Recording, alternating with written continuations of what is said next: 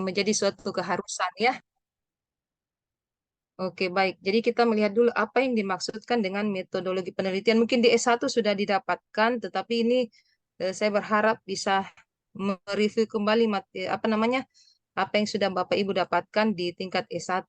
Pada dasarnya sama saja, ya. Hanya yang membedakan itu pendekanannya itu tadi metodenya itu. Bapak Ibu harus lebih mahir dalam menggunakan misalnya metode penelitian sampai dengan bagaimana menganalisis sebuah informasi yang Bapak Ibu dapatkan dalam penelitian tersebut. Oke, pokok bahasannya itu terkait dengan apa yang berhubungan dengan asas penelitian, pengertian penelitian, tujuan penelitian, masalah penelitian, latar belakang penelitian, rumusan masalah dan manfaat penelitian. Kita mulai dari asas penelitian dulu. Jadi kalau kita melihat kata metodologi itu terdiri dari dua kata, yaitu metode dan logos. Metode itu adalah bagaimana cara melakukan sesuatu ya dengan menggunakan pikiran secara seksama untuk mencapai tujuan. Sedangkan logos itu adalah ilmunya. Jadi kalau kita lihat metodologi itu adalah ilmu untuk melakukan bagaimana cara melakukan sesuatu dengan menggunakan pikiran secara seksama untuk mencapai tujuan penelitian. Nah, sedangkan penelitian itu sendiri mempunyai pengertian kegiatan untuk mencari, mencatat, merumuskan, dan menganalisis sampai menyusun laporan. Jadi, kalau dikatakan penelitian itu Bapak Ibu, tahapan-tahap apa yang sudah disampaikan di dalam deskripsi ini ya, pengertian penelitian itu akan tertuang di dalam sistematika penulisannya ya, dimulai dari latar belakangnya ya, latar belakang, pendahuluan berisi latar belakang, kemudian yang kedua kita masuk ke dalam tujuan penelitian ya, berikutnya kita sampai kepada membuat sebuah kerangka penelitian berdasarkan landasan teori yang kita gunakan. Kemudian yang berikutnya kita masuk ke bab berikutnya itu terkait dengan metode penelitian apa yang kita gunakan untuk menyelesaikan permasalahan yang kita sudah tuangkan di dalam latar belakang tadi. Seperti itu. Dimulai dari bagaimana jenis penelitian yang digunakan, ya, kemudian siapa sasarannya, kapan dilakukan, bagaimana pengumpulan datanya, bagaimana pengolahan datanya, sampai dengan bagaimana kita menganalisis data tersebut. Gitu ya. Nah, kemudian pada tahapan yang paling akhir kita akan membuat sebuah kesimpulan dan saran. Seperti itu. Jadi kurang lebih apa yang ada di dalam pengertian penelitian ini yaitu kegiatan untuk mencari, mencatat, merumuskan, dan menganalisis sampai menyusun laporan itu akan kita temukan pada saat kita menulis mulai dari proposal sampai dengan nanti waktu kita menyampaikan hasil penelitian kita. Oke, ini pengertian penelitian ya, beberapa pengertian penelitian dari beberapa pakar seperti yang disampaikan oleh David Penny. Penelitian adalah pemikiran yang sistematis mengenai berbagai jenis masalah yang pemecahannya memerlukan pengumpulan dan penafsiran fakta-fakta. Ya, jadi kalau namanya penelitian itu Bapak Ibu tidak serta-merta kita mengatakan bahwa ini yang saya mau teliti. Oke, ada topik besar yang kita tampilkan, tetapi menurut Penny topik besar itu harus berdasarkan ya fakta-fakta yang yang memberikan penguatan bahwa memang apa yang saya mau lakukan dalam penelitian ini tujuannya untuk menyelesaikan masalah yang saya sudah tuangkan dengan cara mengumpulkan informasi dan sebagainya. Kemudian Suprapto MA mengatakan penelitian ialah penyelidikan dari suatu bidang ilmu pengetahuan yang dijalankan untuk memperoleh fakta atau prinsip dengan sabar, hati-hati, serta sistematis. Ya, namanya penelitian itu tentu tidak bisa terburu-buru Bapak Ibu ya, karena terkait lagi dengan apa istilahnya sistematika penulisannya, tentu kita harus dimulai dengan yang namanya penyusunan latar belakang dulu. Untuk menyusun latar belakang nanti kita akan melihat seperti apa yang harus kita temukan ya untuk menguatkan alasan kita melakukan penelitian ini. Dan tentu itu membutuhkan kesabaran Bapak Ibu. Sampai kalau Bapak Ibu lihat teman-teman di S3 itu ya, jenjang S3 yang mereka itu betul-betul harus menerapkan prinsip-prinsip dengan sabar dan hati-hati. Ya, karena yang dihasilkan oleh mereka di jenjang S3 adalah sebuah konsep baru. Ya, jadi tentu penemuan konsep baru ini tidak serta-merta seperti kita mulai seperti yang kita lakukan di tingkat S1 dan S2 tidak. Ya, jadi mereka bertahap penelitiannya sampai menghasilkan sebuah konsep seperti itu. Kemudian Sutrisno Hadi mengatakan bahwa pengertian penelitian itu adalah sesuai dengan tujuannya. Ya, penelitian dapat didefinisikan sebagai usaha untuk menemukan, mengembangkan, dan menguji kebenaran suatu pengetahuan. Ya, jadi kalau kita lihat di sini bahwa tujuan penelitian ya, nanti kita akan lihat ada tujuan penelitian yang bermaksud untuk menemukan konsep baru ya, yang menemukan teori baru ataukah menemukan temuan-temuan baru seperti di bidang-bidang pengobatan. Kebanyakan penemuan-penemuan ini terkait dengan tindakan-tindakan eksperimen, kebanyakan, tapi ada juga dari metode jenis penelitian yang lain seperti jenis penelitian kualitatif ya, itu menemukan juga Bapak Ibu, menemukan sebuah konsep baru atau hal yang baru melalui penelitian. Kemudian mengembangkan. Jadi bicara tentang mengembangkan artinya ada sebuah konsep yang sudah baku, kemudian kita mau kembangkan.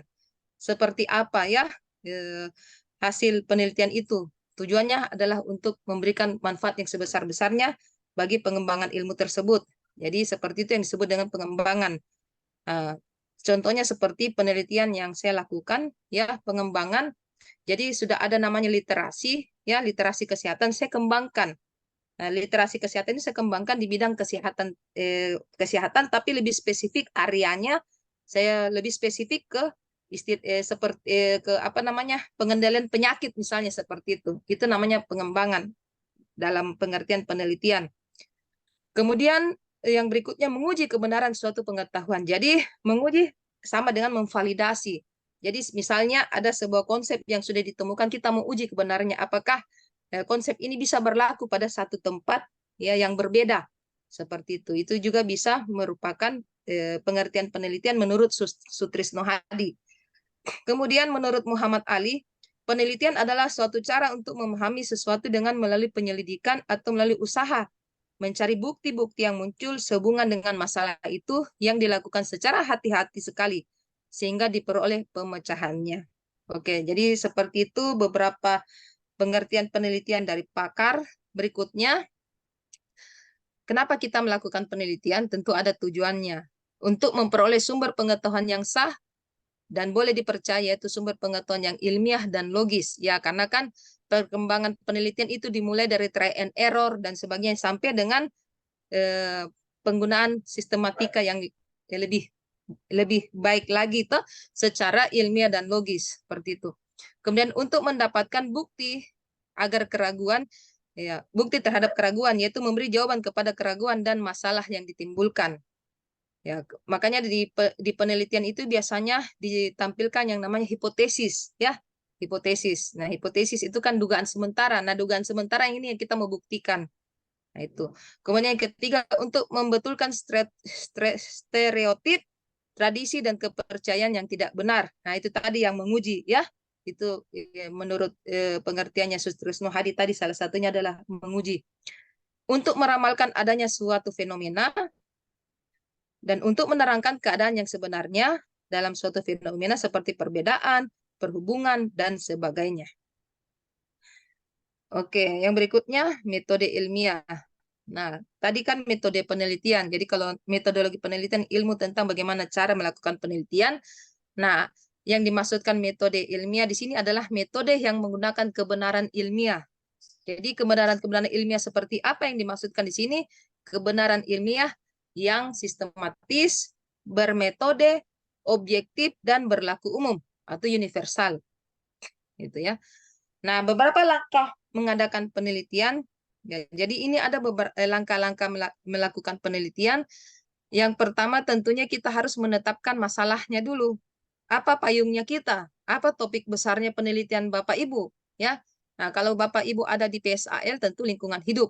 Nah, silahkan lingkungan hidup, tapi nanti saya akan perlihatkan bahwa ada area spesifik yang harus kita tentukan. Misalnya Bapak Ibu bicara lingkungan hidup, tapi mengacu kepada apa? Aspek geologinya atau bagaimana ya? Ya, kehutanan kah atau seperti apa? Menetapkan masalahnya, seperti apa masalah ya, terkait dengan area spesifik Bapak Ibu sendiri. Kemudian yang berikutnya melakukan studi pendahuluan. Ya, jadi studi pendahuluan itu bisa dilakukan untuk mendapatkan fakta, ya, mendapatkan informasi terkait dengan masalah yang kita ajukan. Ya, apa masalahnya? Nah, masalah itu harus dikuatkan dengan yang namanya fakta. Nah, fakta itu bisa kita dapatkan dari studi pendahuluan, gitu ya. Salah satunya. Nah, studi pendahuluan bukan hanya kita dapatkan dari literatur-literatur, ya. Kita tidak hanya dapatkan dari laporan-laporan yang ada di yang kita kumpulkan atau yang ada di kantor kita masing-masing, ya. Tapi juga bisa bersumber dari hasil penelitian orang lain. Ya, seperti itu ya. Itu yang disebut dengan studi pendahuluan. Jadi yang jelasnya di situ ada fakta yang menguatkan, ya, kenapa kita mau mengungkap masalah ini, menyelesaikan masalah ini dalam sebuah penelitian yang kita ajukan. Berikutnya kita pada tahapan yang berikutnya adalah merumuskan masalahnya. Nah, kemudian kita rumuskan masalah. Nah, rumusan masalah itu merupakan padatan dari latar belakang yang kita sajikan tadi. Ya. Kemudian berikutnya merumuskan kerangka dasarnya. Nah, kerangka dasar ini Bapak Ibu tentu tidak berdiri sendiri, tetapi berdasarkan landasan teori tadi saya katakan. Jadi ada teori yang mendasari, ya, yang menguatkan penelitian kita. Nah, kita buatkan dia dalam sebuah kerangka dasar. Kemudian berikutnya merumuskan hipotesis. Nah, merumuskan hipotesis Bapak Ibu di sini tidak semua penelitian mengajukan hipotesis, ya, ini sering saya temukan di teman-teman PSAL. Ya, hipotesis hanya diajukan untuk jenis penelitian. Nanti kita akan masuk beberapa jenis penelitian, tapi saya dahului di sini bahwa hipotesis hanya diajukan kepada jenis penelitian yang bersifat kuantitatif analitik. Kuantitatif analitik gitu. Ya, berdasarkan analisis datanya jenis penelitian ini yang hanya bisa merumuskan yang namanya hipotesis atau dugaan sementara. Begitu ya. Jadi kalau namanya seperti hanya mendeskripsikan, ya, secara kuantitatif, ya, berdasarkan angka-angka saja, memaparkan secara naratif, apalagi yang namanya kualitatif, itu tidak bisa mencantumkan yang namanya hipotesis. Ya, hanya diberikan kepada, ya, jenis penelitian kuantitatif analitik seperti itu. Oke, ataukah yang bersifat eksperimen gitu ya. Nah, ini lagi nanti kita akan belajar, ya. Kadang-kala kita mengatakan eksperimen itu kalau saya ambil sampel, ya, saya ambil sampel di lapangan, saya mau lihat kualitas air ini, ya, secara fisiknya seperti apa, ya, atau secara bakteriologisnya saya mau menilai air sungai itu, kemudian saya bawa di laboratorium. Itu saya sebut sebagai hipotesis, itu keliru. Ya, keliru. Nah, kalau namanya hipotesis, itu tadi kita akan memberikan memberikan treatment. Ya, jadi ada yang diberikan treatment dan tidak diberikan treatment. Nah, disitulah diajukan hipotesis. Ya, bahwa misalnya terdapat perbedaan, ya, terdapat pengaruh dan sebagainya. Gitu ya. Itu bunyi-bunyi dari rumusan hipotesis. Kemudian yang berikutnya menentukan variabel. Nah, biasanya pengajuan variabel ini mengacu kepada tujuan penelitian kita. Ya, ya, ada tujuan umum dulu, kemudian diuraikan dalam tujuan-tujuan khusus yang memuat setiap variabel yang akan kita teliti. Berikutnya menyusun definisi operasional variabel. Ya, jadi definisi operasional. Nah, namanya definisi operasional itu tentu definisi yang operasional sifatnya. Ya, kadang-kadang yang kita masukkan di situ adalah definisi yang sifatnya apa teoritik, itu belum, itu bukan namanya operasional. Kalau namanya operasional berarti bisa diukur. Kemudian menetapkan desain penelitian, menentukan sumber data, menyusun instrumen atau alat penelitian, alat pengumpul data kita apa, mengumpulkan data, menganalisis data dan menulis laporan penelitian. Berikutnya, ya, nah ini tadi sama, menulis laporan penelitian, saya ulang saja. Oke, itu langkah-langkah penelitian. Nah, kalau kita lihat jalur proses penelitian Bapak Ibu, ya, dimulai dengan adanya masalah. Masalah yang kita dapatkan dari mana? Ya, dari literatur yang kita temukan, ya, dengan membaca laporan, membaca hasil penelitian orang lain, ya, ataukah pengalaman pribadi. Itu bisa terjadi, ya, kita mau ungkap. Seperti yang saya lakukan, ya, penelitian saya itu tentang karena saya melihat, ya, saya latar belakangnya K3, kesehatan dan keselamatan kerja. Nah, di situ saya melihat tukang masak ya. Ini tukang masak kebanyakan postur tubuhnya gemuk. Nah, kalau gemuk kan identik dengan obes. Nah, situ saya amati rata-rata tukang masak itu kebanyakan yang berbadan gemuk. Nah, kemudian saya kaitkan dengan kejadian faktor risiko penyakit jantung. Nah, itu berdasarkan pengalaman saya. Ya, jadi jangan batasi yang namanya masalah itu. Masalah itu harus yang wah sekali yang harus kita temukan di literatur atau mungkin berdasarkan laporan. Kalau misalnya itu berdasarkan pengalaman pribadi Bapak Ibu dan itu didukung ya dengan konsep-konsep yang menguatkan seperti yang saya katakan tadi, konsep faktor risiko penyakit jantung bagi saya, nah itu saya bisa angkat sebagai masalah seperti itu. Nah, kemudian masalah itu saya apa namanya saya terangkan ya dikaitkan dengan teori atau konsep, kemudian saya ajukan hipotesis ya. Nah, di dalam hipotesis itu kemudian saya tentukan variabel-variabelnya. Nah, kemudian variabelnya saya ukur ya. Bagaimana cara mengukur variabel itu? Maka saya harus membuat sebuah rancangan penelitian dan bagaimana dan memilih serta membuat alat pengumpul datanya apa. Kemudian saya tentukan sampel penelitiannya, melakukan pengumpulan data, melakukan analisis data. Setelah saya melakukan pengolahan hasil analisis data, kemudian saya sajikan hasil itu, ya. Kemudian hasil itu didiskusikan. Nah, di situ waktu Bapak Ibu makanya kan setelah turun lapangan hasil penelitian itu maju dalam ujian hasil lagi, ya. Ya, ujian hasilnya seperti apa didiskusikan temuan Bapak Ibu, hasil penelitian Bapak Ibu. Nah, seperti itu. Nah, kalau sudah didiskusikan penemuan itu, kemudian kita buat sebuah laporan. Ya, seperti itu. Jadi ini jalur proses penelitian yang kita akan lalui ya pada tahapan akhir studi kita semua. Oke, berikutnya kita bicara tentang masalah penelitian. Nah, apa yang dimaksud masalah di sini? Nah, garis besar pengertian masalah itu adalah kesenjangan antara harapan dengan kenyataan, iya kan? Seperti itu. Sama saja dengan penelitian. Masalah itu adalah apa yang seharusnya terjadi, ya kita lihat dengan kenyataan yang ada. Apa yang diperlukan dengan apa yang tersedia, ataukah kesenjangan antara harapan dengan kenyataan. Nah, masalah ini dikatakan harus dapat diidentifikasikan fenomena empirisnya dan secara teoritisnya. Kemudian dirumuskan secara spesifik dalam bentuk research question atau pertanyaan penelitian ataukah dalam bentuk rumusan masalah. Oke, beberapa syarat masalah penelitian. Yang pertama, tersedia data dulu. Tersedia data atau informasi untuk menjawabnya. Nah, data atau informasi tersebut diperoleh melalui metode ilmiah, wawancara, observasi, kuesioner, dokumentasi, partisipasi, dan evaluasi atau tes. Jadi data atau informasi itu tadi seperti yang di depan itu ada informasi atau fakta yang kita dapatkan ya untuk menguatkan masalah yang kita mau ajukan.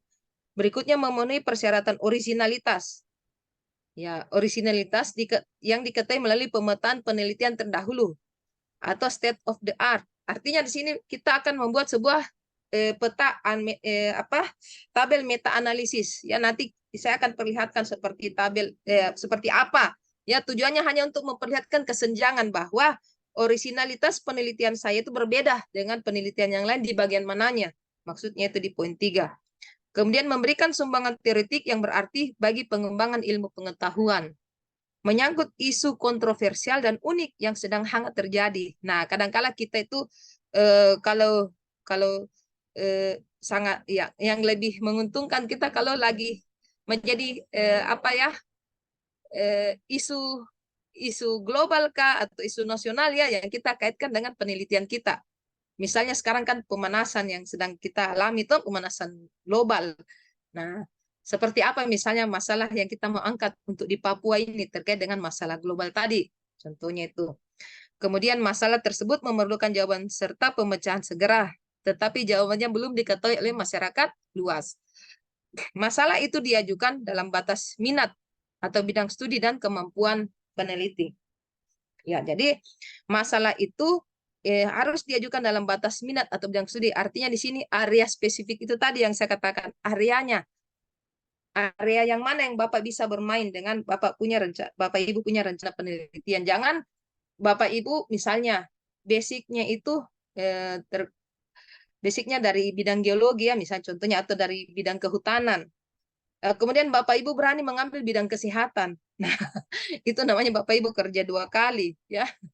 Ya, jadi seperti itu batas minatnya. Bisa berminat, tapi Bapak Ibu harus konsisten dengan apa yang Bapak Ibu ambil. Bapak Ibu harus kuasai yang namanya bidang kesehatan misalnya seperti itu. Dan kemampuan peneliti. Ya, kemampuan ini banyak Bapak Ibu ya. Kemampuan dalam hal waktu, kemampuan dalam hal biaya itu semua harus dipertimbangkan dalam melakukan penelitian. Kemampuan terkait dengan teori yang kita miliki atau literatur yang kita punya itu juga harus diperhatikan. Ya, jangan memang ada yang namanya ideal ya, penelitian yang ideal misalnya anggapan kita. Ya, sangat-sangat luar biasa karena terkait dengan masalah global. Tapi instrumennya tidak ada di Indonesia misalnya atau tidak ada di Papua, jangan menyusahkan diri. Nah, makanya dikatakan harus ya batas batas kemampuan peneliti juga harus dipertimbangkan. Contohnya penelitian yang saya mau lakukan kemarin. Jadi awalnya itu saya punya rencana penelitian tentang kasus kecelakaan dan penyakit pada pekerja tambang tradisional, pekerja tradisional di daerah Nabire ya, yang ini apa namanya yang pendulang emas itu ya. Nah, itu kan ada beberapa permasalahan yang terkait dengan penggunaan bahan-bahan kimia, ya kan? Nah, tetapi kan saya harus berpikir, ya memang saya kuliah untuk masa depan saya, tapi di sisi lain saya harus pikirkan juga pembiayaannya seperti apa. Karena lokasinya itu tempat studi saya misalnya di Makassar. Tapi lokasi penelitian saya ada di Nabire misalnya. Kira-kira bagaimana dengan hal pembiayaan? Apakah nanti di tengah jalan saya tidak bermasalah dengan biaya? Nah, itu sudah harus dipikirkan oleh seorang peneliti. Memang sangat menarik, karena pada waktu saya melakukan penelitian itu terkait dengan permasalahan yang lagi booming di Kementerian Kesehatan ya dan Ketenagakerjaan. Tapi saya lihat lagi kemampuan saya sebagai seorang yang mau melakukan penelitian. Ya. Apalagi kalau kita sudah berkeluarga Bapak Ibu ya, agak berat untuk melakukan penelitian yang muluk-muluk. Boleh boleh lakukan tapi harus ada penyandang dananya. Itu lebih bagus lagi, tidak disalahkan gitu ya. Jadi seperti itu. Nah, bagi saya penelitian yang bagus itu, penelitian yang keren itu kalau peneliti itu dapat diselesaikan oleh seorang peneliti. Saya ulangi, kalau bagi saya penelitian itu penelitian yang bagus adalah penelitian yang dapat diselesaikan. Nah, itu saya ya. Bisa tidak selesai penelitiannya. Kalau bisa selesai tepat waktu, ya itu sudah penelitian yang terbaik. Seperti itu. Oke, ini menurut Rako ya. Ada beberapa pertanyaan awal terkait dengan pengajuan sebuah penelitian. Mengapa masalah tersebut penting untuk diangkat? Ya, bagaimana kondisi sosial di sekitar peristiwa, fakta, atau gejala yang akan diteliti? Proses apa yang sebenarnya terjadi di sekitar peristiwa tersebut? Perkembangan atau pergeseran apa yang sedang berlangsung pada waktu peristiwa terjadi, dan apa manfaat penelitian itu bagi pengembangan ilmu pengetahuan dan masyarakat secara luas di masa yang akan datang. Gitu. Jadi ini beberapa pertimbangan terkait dengan bagaimana kita memilih sebuah masalah penelitian. Nah, ciri masalah penelitian yang baik adalah memiliki nilai kebaruan atau novelty. Jadi Bapak Ibu, kalau namanya nilai kebaruan ya, itu jangan kita batasi hanya menghasilkan sebuah konsep. Itu terkait dengan kompetensi tadi yang saya katakan. Kebaruannya apa, novelty-nya apa untuk S3 ya memang dia harus menghasilkan konsep. Tapi memiliki nilai kebaruan buat Bapak Ibu yang di tingkat S2 di sini, kebaruannya itu misalnya gini. Ada sebuah penelitian ya, kita sudah dilakukan penelitian dan kita menemukan bahwa ternyata faktor A menyebabkan terjadinya keadaan B misalnya. Nah, faktor A menyebabkan keadaan B. Itu di daerah, misalnya di daerah Jawa. Ya. Lalu kita mau lihat dengan konsep yang sama, kita mau lihat apakah konsep ini bisa ya diberlakukan, apakah dapat diberlakukan pada daerah di wilayah kita di Indonesia bagian timur misalnya. Ya, untuk melihat apakah faktor A ini masih memberikan pengaruh terhadap keadaan B atau bagaimana. Nah, itu sudah menjadi sebuah kebaruan Bapak Ibu, ya. barunya di mana? Tempatnya. Karena ingat, tempat itu kan terkait dengan aspek geografinya, banyak faktor yang berhubungan dengan adanya sebuah kondisi pada sebuah tempat. Gitu ya. Jadi itu yang disebut dengan, bisa disebut dengan kebaruan juga. Ataukah penelitian di tahun 2001, 2021 ada penelitian dilakukan dan kita mau melihat, ya, kita mau melihat apakah hal tersebut masih berlaku di tahun 2023 ini. Itu juga sudah menjadi sebuah kebaruan. Kebaruan dalam hal apa? Waktunya. Seperti itu. Kemudian yang berikutnya, jawabannya penting untuk diketahui masyarakat luas. Ya, jadi ini terkait dengan manfaat penelitian tadi. Kemudian memiliki nilai-nilai guna atau manfaat. Ya, tentu kita melakukan penelitian harus ada manfaatnya ya. Ya, nilai gunanya kepada siapa? Apakah kepada institusi, ya, atau sekelompok orang, atau sekelompok masyarakat, atau kepada eh, apa namanya golongan tertentu seperti itu ya. Kemudian visible, artinya terjangkau dari sisi perolehan data, biaya, waktu, dan kualifikasi peneliti. Nah, kadang-kala kan ada seperti adik-adik di S1 ini. Ya, tentu kita sudah bisa melihat pada waktu dia menyampaikan apa istilahnya, rencana penelitiannya ataukah pengalaman-pengalaman yang terkait dengan waktu melakukan konsultasi. Nah, kemudian kepengen juga untuk sampai ke tahapan yang lebih tinggi, misalnya multivariat. Nah, sedangkan kemampuannya hanya sampai di deskriptif saja. Nah, itu harus ya, harus melihat juga kemampuan saya ini, kualifikasi saya ini cukup saya kuasai sampai deskriptif ataukah saya sudah mampu sampai melakukan analisis multivariat seperti itu. Jadi kualifikasi terkait juga dengan kualifikasi peneliti seperti itu gambarannya ya. Kemudian yang berikutnya, tidak bertentangan dengan norma atau nilai yang ada di tempat penelitian dilakukan. Ya, ya jelas ya tidak boleh berlawanan dengan norma-norma atau nilai-nilai yang berlaku di masyarakat. Seperti itu. Nah, contohnya kemarin ada dari kementerian ya, rencana mau lakukan penelitian itu ke Wamena. Ya, jadi mereka ini, pakar ini mau melihat kembali ya, bagaimana apa istilahnya, membuat rumah onai itu ya, rumah onai itu bisa dipasangkan lubang asap ya supaya terjadi udara-udara apa hasil pembakaran yang ada di dalam rumah onai itu bisa dikeluarkan ya, seperti itu. Karena kan kasus-kasus ISPA banyak terjadi di rumah-rumah onai seperti itu.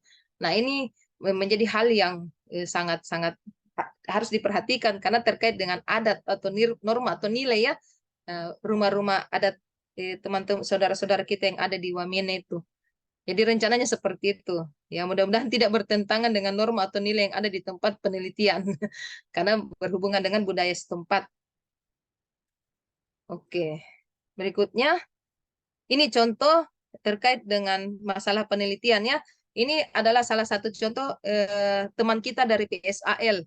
Hilangnya ketahanan ekosistem di Teluk Yotefa. Jadi ini salah satu masalah yang ditemukan. Ini topik besarnya dia. Hilangnya ketahanan ekosistem di Teluk Yotefa. Jadi permasalahannya ini terkait dengan pesatnya aktivitas yang ada di pesisir Yotefa, atau ya dibuka sebagai tempat usaha, penginapan, pemukiman rakyat, perdagangan, dan wisata bahari.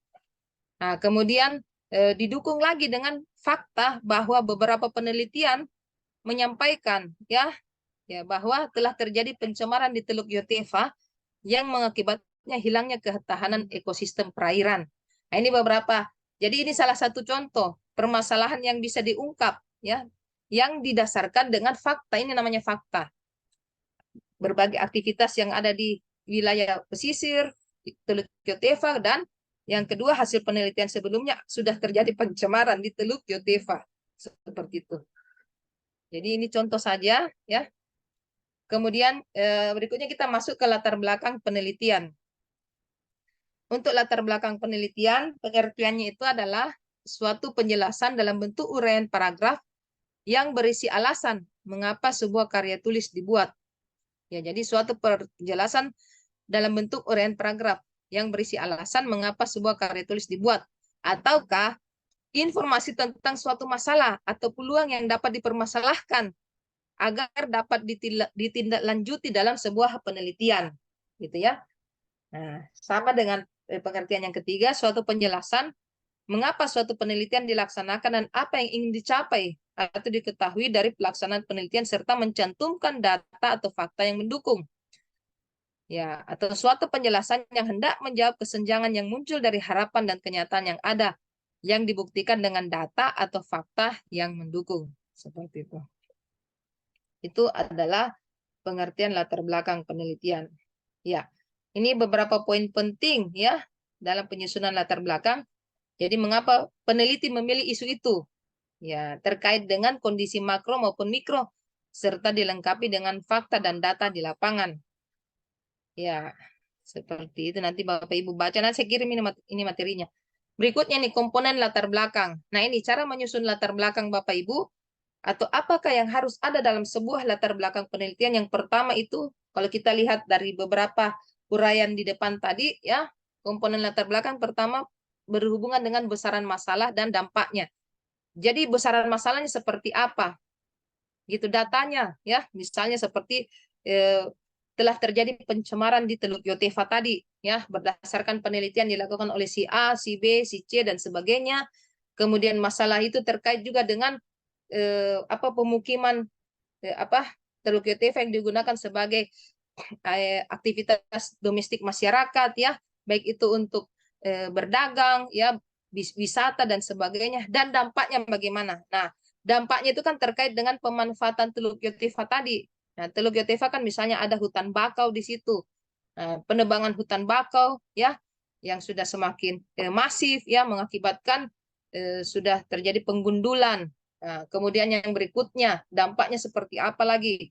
Ya, dampak yang itu dari lingkungan hidupnya, dampak lainnya misalnya karena sudah terjadi pencemaran ya, maka bagaimana ya hasil penelitian penelitian orang lain lagi ya, penelitian sebelumnya lagi yang menemukan misalnya bahwa kerang-kerang yang sudah ada di Teluk Yotefa itu sudah mengandung logam berat misalnya, dampak daripada pencemaran tersebut seperti itu. Ataukah mungkin kita sudah bisa sampai kepada outcome-nya bahwa dari dampak yang dihasilkan oleh pencemaran di Teluk Yotefa sudah tercemar yang namanya kerang, sudah tercemar yang namanya ikan, dan outcome-nya adalah masyarakat yang mengkonsumsi itu banyak kasusnya, misalnya yang mengalami keracunan, yang mengalami misalnya gejala-gejala penyakit karsinogenik dan sebagainya. Contohnya seperti itu ya. Ini yang dikatakan sebagai besaran masalah dan dampak.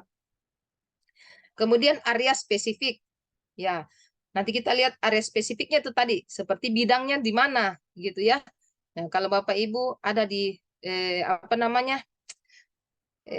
BMKG, nah area spesifik mana yang Bapak mau ungkap dalam penelitian itu. Nah, ini terkait dengan kualifikasi lagi, ya. Ya, kualifikasi Bapak Ibu harus perhatikan ya supaya nanti waktu mempertanggungjawabkan atau melakukan penelitian Bapak Ibu tidak kesulitan, begitu ya. Elaborasinya ya dan kesenjangannya. Ya. Oke, ini besaran masalah dan dampak. Jadi bicara tentang besaran masalah dan dampak, bandingkan masalah tersebut dengan tempat yang lain. Jadi besaran masalah itu kita bisa temukan ya. Waktu kita membandingkan masalah yang ada di Papua dengan di tempat yang lain. Ya, ataukah secara global dan nasional ya, itu bisa diungkapkan dalam latar belakang penelitian. Kemudian bandingkan masalah tersebut dengan waktu sebelumnya. Ya, misalnya terjadi tren ya, misalnya kasus penebangan hutan. Ya, trennya itu semakin meningkat ya kasusnya. Misalnya di tahun 2020 20% misalnya terjadi penggundulan hutan misalnya. 2021 24%, 2022 50%, 2023 saya mau teliti karena sudah terjadi tren peningkatan pemalakan hutan dan sebagainya. Contohnya seperti itu. Kemudian bandingkan masalah tersebut dengan target yang diharapkan. Ya, jadi target-target tentu biasanya kita mengacu ke target-target nasional ya, gitu. Kalau kami di kesehatan, misalnya target nasionalnya itu eliminasi malaria misalnya ya, atau menghilangkan filariasis pada masyarakat, sekelompok masyarakat di tahun 2023 itu sudah tereliminasi ada 80%. Ya, sudah bisa dihilangkan. Misalnya contohnya seperti gitu. Nah, tapi kenyataannya Di tahun 2023 belum sampai 80%, baru 40% ada apa?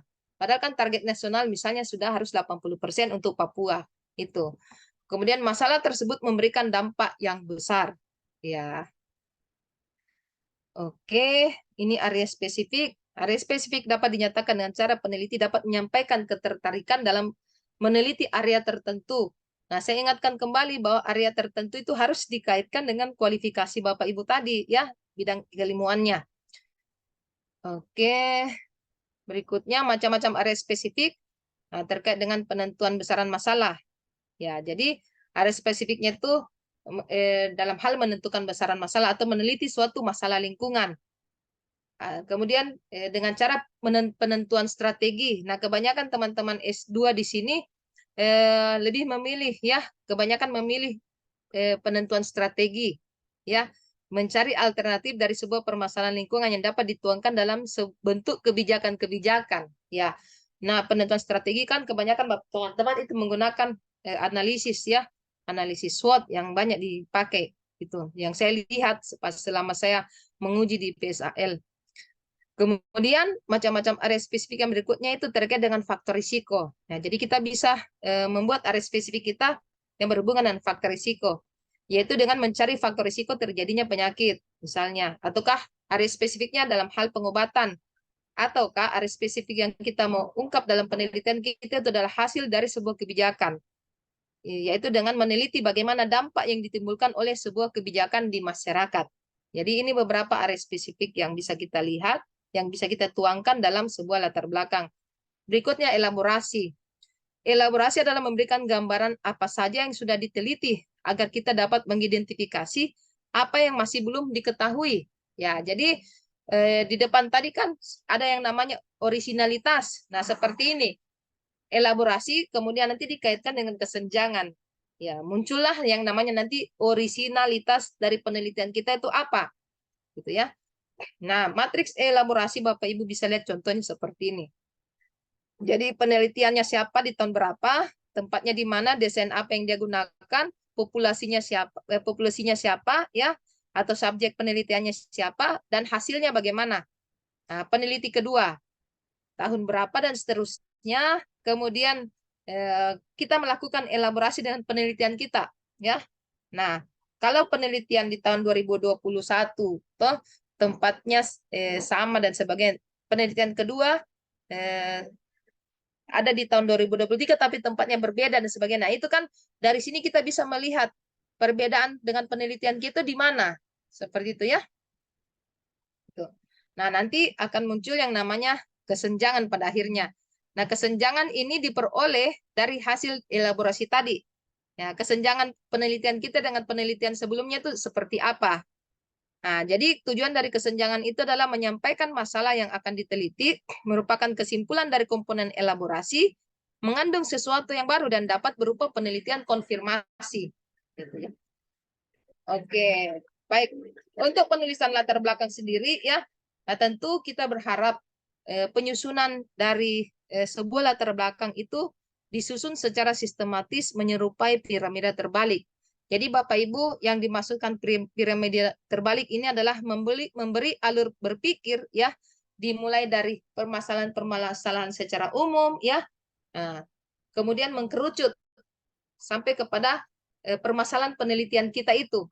Itu yang disebut dengan piramida terbalik. Nah, penulisan latar belakang bagian dibagi tiga, yaitu bagian pembuka, bagian isi, dan bagian penutup. Bagian pembuka adalah yang memuat gambaran umum tentang masalah yang akan ditemukan. Ini yang disebut ini tadi piramida terbaliknya, ya. Kemudian bagian isi memuat data dan fakta dari fenomena yang ditemukan. Pendapat ahli berkenaan dengan pentingnya masalah dan dampak yang ditimbulkan jika tetap dibiarkan.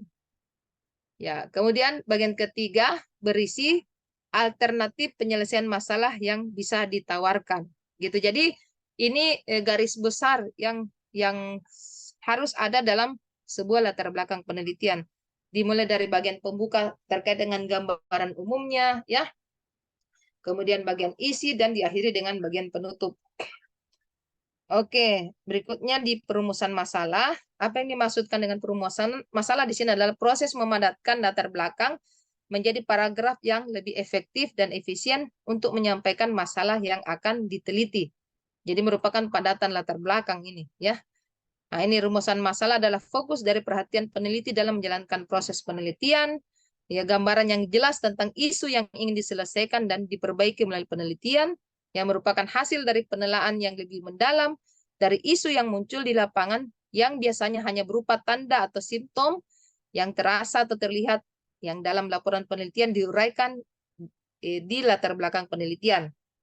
Rumusan masalah haruslah tersambung dengan latar belakang penelitian. Jadi jangan karena itu tadi di depan rumusan masalah itu merupakan padatan dari latar belakang penelitian kita. Nah, kalau bunyinya berbeda dengan yang ada di latar belakang itu bukan rumusan masalah yang benar, ya.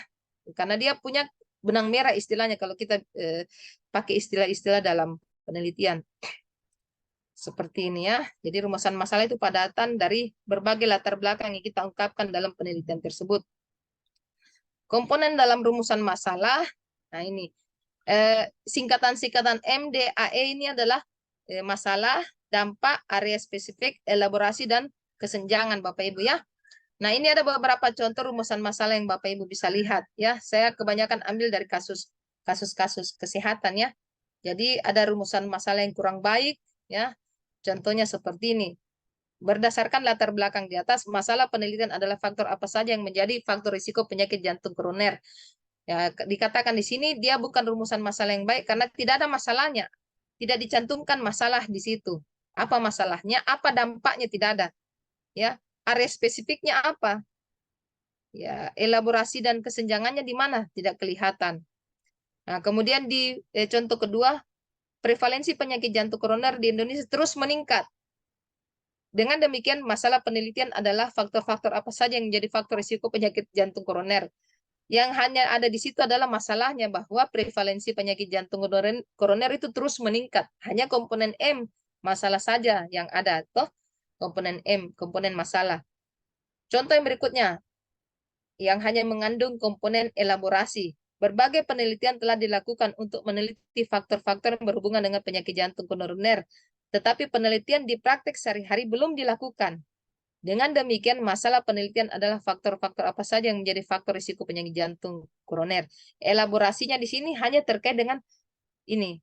Faktor yang berhubungan dengan PJK itu ya hanya dilakukan pada penelitian di praktik sehari-hari, ya, yang belum dilakukan. Ya, jadi seperti itu. Jadi elaborasinya saja yang kelihatan. Nah, kemudian kalau kita melihat dari yang kurang baik ini kita mau susun menjadi hal sebuah rumusan masalah yang baik yang harus memuat komponen masalah, komponen dampak, komponen area spesifik, komponen elaborasi, dan komponen kesenjangan. Nah, Bapak Ibu bisa lihat. Untuk komponen M dan D ada di dalam kalimat penyakit prevalensi penyakit jantung koroner dan mortalitas yang berkaitan dengannya terus meningkat. Masalahnya prevalensinya itu ya prevalensinya terus meningkat. Dampaknya apa? Dampaknya adalah terjadinya kejadian penyakit jantung koroner dan mortalitas, angka kematian, ya, yang terus meningkat. Itu dampaknya.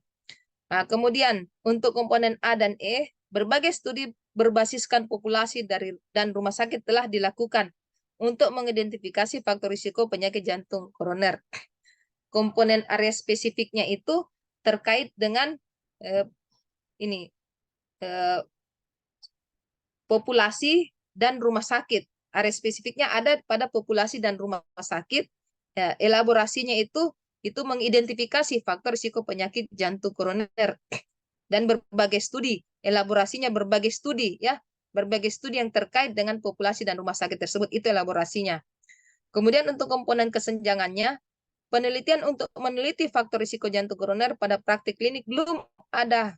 Padahal pemahaman faktor risiko pada kelompok ini sangat penting. Jadi kesenjangannya adalah ditekankan pada penelitian faktor risiko penyakit jantung koroner belum ada. Gitu. Sedangkan pemahaman faktor risiko pada sekelompok masyarakat itu sangat penting. Jadi itu kesenjangannya belum ada dilakukan. Nah, kemudian ditutup dengan kalimat dengan demikian masalah penelitian ini adalah faktor-faktor apa saja yang menjadi faktor risiko penyakit jantung koroner pada pasien praktek dokter sehari-hari. Jadi tidak langsung mengungkapkan.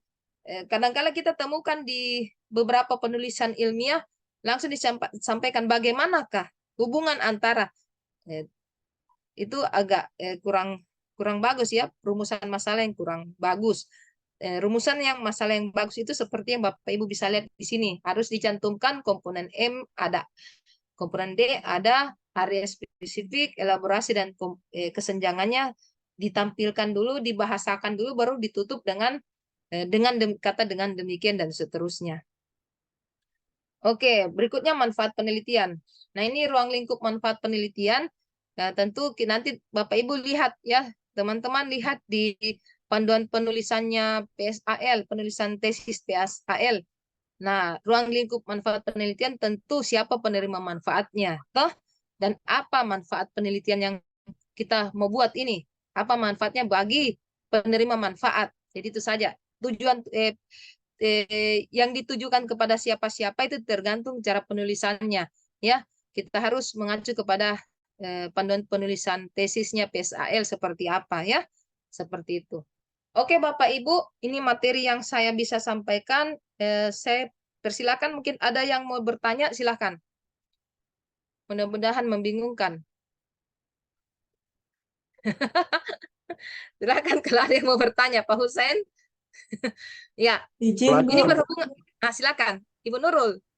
Iya, Bu. Tadi Ya. terkait panduan penelitian PSAL, kita bisa dapatkan dari mana ya, Bu?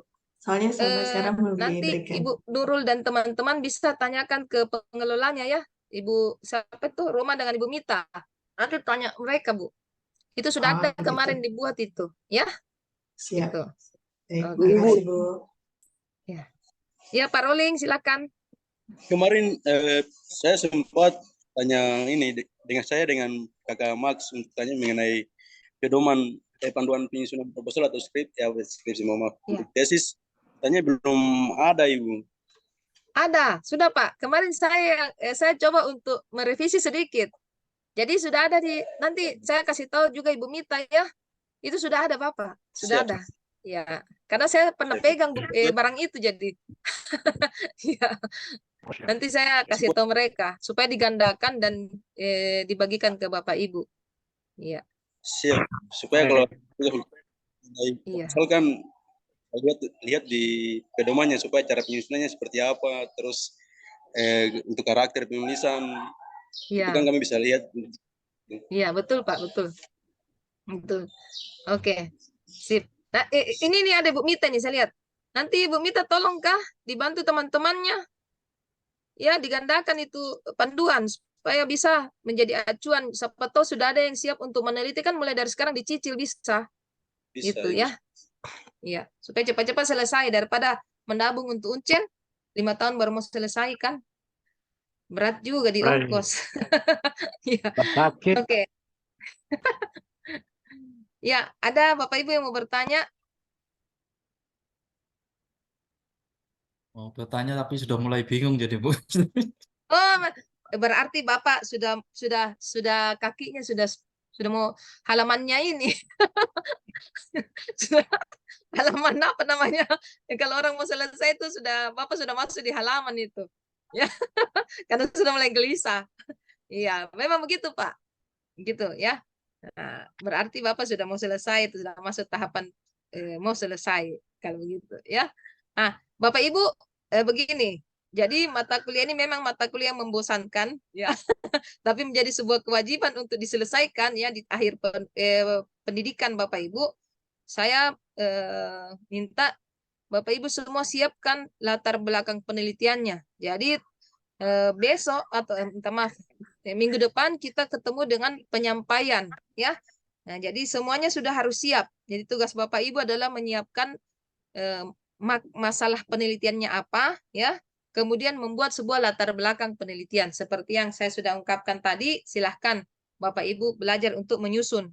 Karena kalau tidak dibuat seperti ini Bapak Ibu nanti bingung terus. Nanti hari hanya baru mau bikin. Nah, itu yang hari ini yang banyak yang salah nulis ya.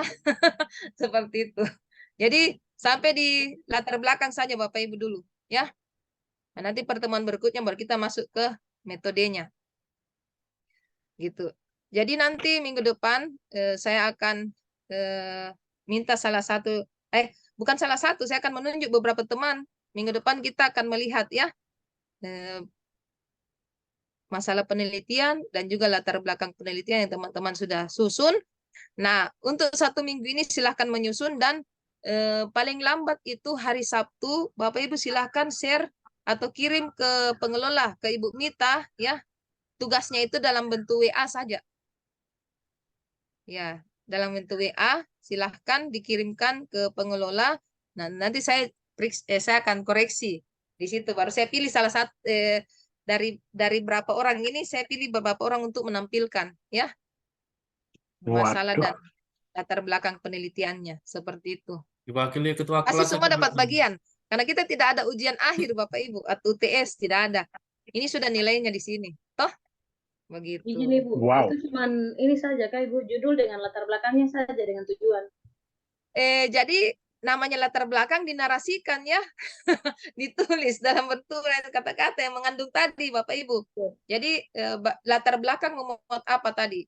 Latar belakang memuat tentang masalah, kemudian dampak terkait dengan area spesifik, elaborasi, ya. Nah, sampai dengan kesenjangan. Itu harus termuat dalam sebuah, jadi tidak diuraikan. Seperti masalahnya adalah, tidak Bapak Ibu harus bercerita, menceritakan dalam bentuk piramida terbalik tadi yang saya kasih contoh itu. Ya, piramida terbalik. Jadi tentang permasalahan secara umum diungkapkan, mengkerucut sampai dengan apa yang menjadi permasalahan dalam penelitian yang Bapak Ibu ajukan ini. Begitu. Ya. Kalau masalah penelitian bisa ditulis saja, masalah besar ya.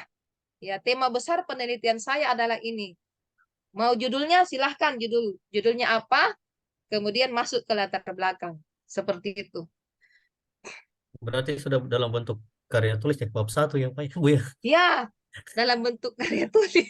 Bab Kan 1. tinggal dipoles-poles nanti kan waktu masuk di pembimbingan. Harus seperti itu. Apalagi Bapak Ibu semua orang sibuk toh. Nah, kalau tidak dicicil dari sekarang nanti ketinggalan kereta.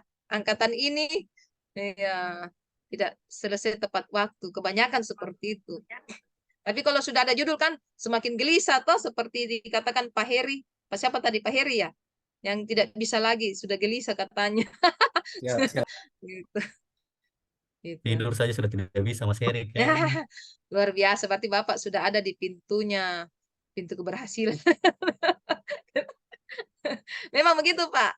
Bapak Ibu kalau sekolah seperti itu wajar. Tidak wajar kalau Bapak Ibu nyaman-nyaman saja, ya. Tenang-tenang saja itu tidak wajar. Orang sekolah pasti dikejar biaya, dikejar waktu. Ya, apalagi kalau kita berkeluarga, begitu. Orang Nanti berkeluarga itu mungkin pusing. kita butuh Gitu. bahan literasi lagi, membaca lagi untuk bahan itu. Ya, betul. Tapi kan ada Om Google Pak Ya. Pak Suaryadi toh, Om Betul, Google Pak. pasti bantu. Insya Allah, Bu. Ya. Oke.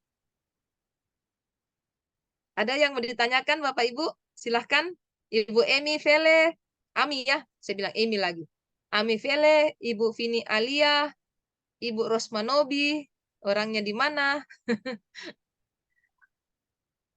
Ada Ibu. Ada ya? Oke, sip. Iya. Oke, Bapak Ibu, kalau tidak ada yang bertanya, nanti materinya saya kirim ke siapa nih? Ke Ibu Mita saja, nanti di-share. Ke Ibu Mita saja, nanti Ibu Mita share. Oke, baik. Saya kirim ke Ibu Mita ya. Ya, jadi hari ini kita belajar gambaran tentang bagaimana menyusun melihat masalah penelitian kita dan bagaimana menyusun dalam sebuah latar belakang penelitian. Oke. Baik, Ibu Ami ya, Ibu Ami. Ada gangguan di Wamena, tidak apa-apa. Nah, sekali lagi nanti tugasnya semua dikirim paling lambat hari Sabtu ke Ibu Mita atau ke Ibu Mita saja supaya bisa lebih gampang untuk mengambilnya. Tugasnya Bapak Ibu. Bu, izin Bu. Ya Pak Kes. Nanti dibuat latar belakang, terus nanti dibuat macam tadi terbalik yang Ya. Gimana Pak? nanti kita Ya, buat dibuat itu latar. apa belakang, habis itu di lembar punya penjelasan apa berbentuk metalik gitu. Ya, jadi Bapak Ibu buat. Jadi begini, yang pertama itu kan harus masalahnya dulu. Masalah kan itu bicara tentang topik besar penelitiannya Bapak apa masalahnya. Toh? Nah, dari masalah ini Siap. nanti Bapak akan menyusun latar belakang. Nah, uraian latar belakang itu harus dinarasikan, Pak, dalam bentuk cerita. Bapak bercerita. Nah, ceritanya Bapak Siap. itu tidak harus ceritanya itu harus didukung dengan yang saya sampaikan di tadi penyusunan latar belakang. Harus ada Siap. masalahnya apa, dampaknya apa, toh area spesifiknya kemana, ya kesenjangannya seperti apa, Kerangka begitu. maksudnya kerangka pikir kita, Bu. Ya, itu Bapak tuangkan, tapi kerangka pikir itu harus ada faktanya, ada Siap. data pendukungnya, apa masalahnya, Siap. gitu ya, gitu. Siap, Bu. Kalau kerangka pikir itu sendiri pemahamannya itu tersendiri tempatnya nanti, Pak. Itu dalam bentuk sebuah kerangka memang, ya, yang didasari dengan ada yang namanya landasan teori. Tetapi kalau kerangka berpikir yang Bapak maksudkan untuk penyusunan latar belakang itu harus ya didukung dengan itu tadi yang saya bilang harus ada masalahnya apa, faktanya seperti apa, ya dampaknya bagaimana, itu harus ada dalam latar belakang. Bapak cerita di situ. Sehingga masalah ini Siap. harus diselesaikan, begitu. Siap, Bu. Ya, Ibu Sofia. Gimana, Ibu? Oke, Bapak Ibu. Kalau sudah tidak ada yang bertanya, sampai ketemu minggu depan ya. Amin. Siap. Amin. Siap. Amin. Ya, Ibu. Kita Oke, berdoa baik, dulu, ya. Bu. Ya, selesai. Mau berdoa dulu. Podcast Iya. mau berdoa. Ya, ya jangan ya. Mungkin itu Bapak Ibu ya, sampai ketemu minggu depan. Selamat sore buat semua. Oh, Selamat sorry. sore, Bu. Selamat sore, Ibu. Terima Terima kasih, kasih, Bu. Bu. Sore, Bu. Terima